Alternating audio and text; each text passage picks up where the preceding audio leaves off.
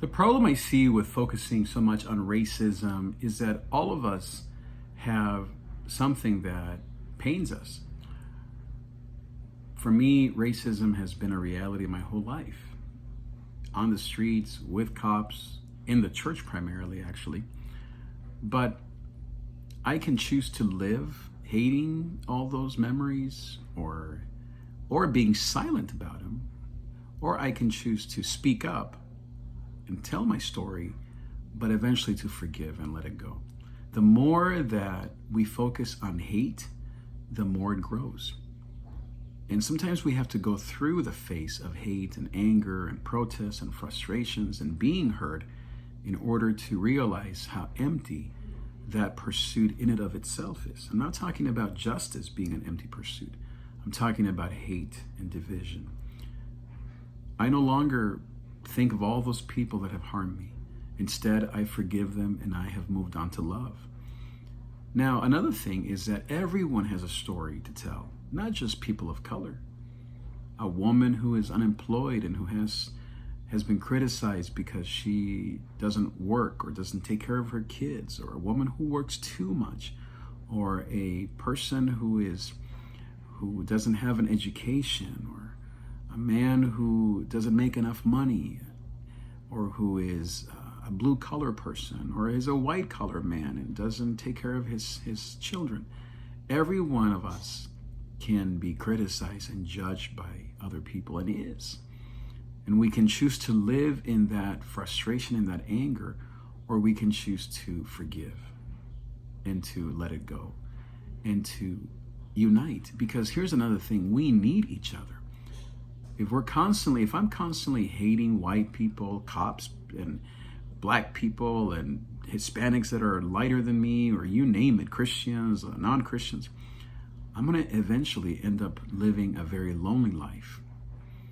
We need each other. That's why we have to forgive.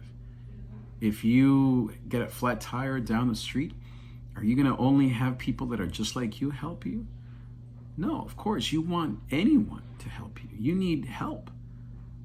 And so we can't be choosing our friends. We can't be dividing across political lines or racial lines. That is rudimentary. That is necessary at times, but don't get stuck there. Don't get stuck with just protesting or hate or rhetoric. Move on to love. Move on to unity. Move on to forgiveness. As MLK said it perfectly, I have decided to let go of hate, or to choose love, I believe he said. Hate is too heavy a burden.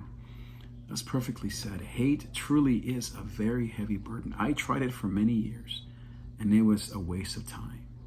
Choose love. Unite with people different than you. If you're a Democrat, love Republicans. Republicans, love Democrats. Stop identifying as a Republican or as a Democrat or as a liberal. Stop using those terms. Stop calling yourself black or Hispanic or Mexican or white or Asian, and begin to talk about, yes, your story, your uniqueness, yes, the injustices done to you so that they stop, and the racism that exists in the world so that it stops, but don't get stuck there.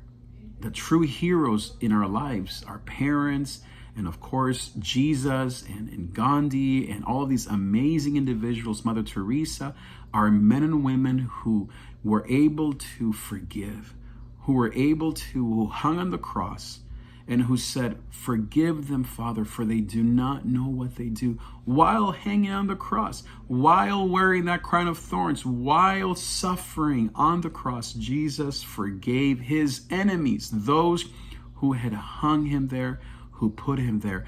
And that love enabled him to forgive the man on his right, to forgive the man on his left, to love his mother who was watching this horrific scene, to die on our behalf, and to rise from the dead on the third day, and to now be ready to save us one day and heal this world and to bring peace back to this earth. You and I have the same opportunity in our own small way to be people of forgiveness and love while hanging on the cross. Whatever cross you're bearing, this is the moment to forgive, to love while suffering, while being in the middle of your pain. Now, I'm not saying this is easy. It took me years to even consider my own thoughts right now. But now looking back and now experiencing perhaps some of the things that people talk about today, racism and violence and hate, I am more humble than before. First, I am willing to say that I also am guilty, that I have done the same thing, that people can point the finger at me, perhaps not in the same things, but on other things. Like Jesus said, if anyone is guilty, let them throw the first stone. So what's the point of us all throwing rocks at each other? What Jesus did instead, he said, he looked at that woman who was being, judged, and he said, "Woman, where are the people judging you? Where are the all your haters?" And she said, "They all left." Jesus said, "Well, I also will let you go. Go and sin no more." And she left forgiven and loved, and realizing that this man, this Jesus, God incarnate, loved and loves her. And that's what you and I have the chance to do, to be Jesus to other people. They will be shocked by our love. They will know, as the Bible says, by our love. Who's they? That person different than you. That person who everyone in the news is saying that they don't love you. I was just talking to a friend who has a 16-year-old white boy, her son, and he is afraid that everyone hates white people. He keeps telling his mom, "Mom, am I that bad? Am I a horrible white man?" He's a 16-year-old young man, junior in high school. He shouldn't be thinking these things. And yet that is what hate does. It ruins the lives of young and old. Choose love. Tell your story, yes. Talk about injustices, yes, absolutely. Seek justice. Walk in mercy. Love God, but at the same time, love, forgive. And if you're not there yet, then just ask God, "Lord, help me to forgive."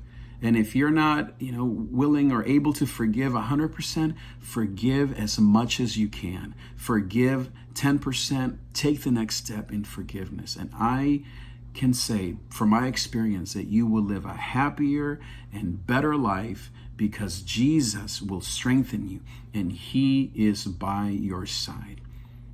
Forgive.